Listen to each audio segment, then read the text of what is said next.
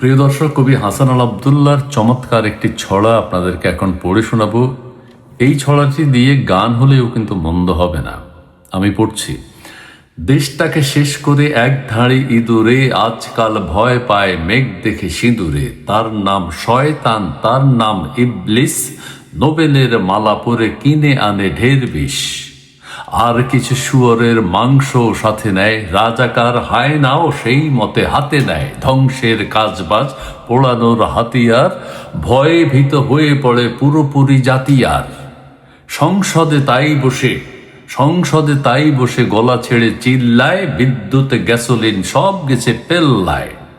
দেশটাকে পেয়ে গেছে সেই সুখে জাতিরে, দেশটাকে পেয়ে গেছে সেই সুখে জাতিরে। কাঠ দিয়ে মাঠ থেকে খুলে দেয় বাতিরে।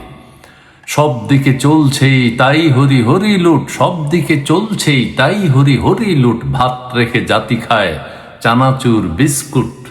শকুনের হাত থেকে দেশটাকে বাঁচাতে লাথি মারো একযোগে শত্রুর পাছাতে।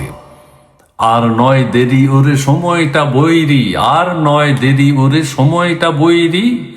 ঘরে ঘরে যুবকেরা হয়ে যাও তৈরি। ভয় নেই কিল্লাথি কারাগার ফাঁসিকে, ভয় নেই কিল্লাথি কারাগার ফাঁসিকে। ফেরাতেই হবে এই বাংলার হাসিকে। ধন্যবাদ।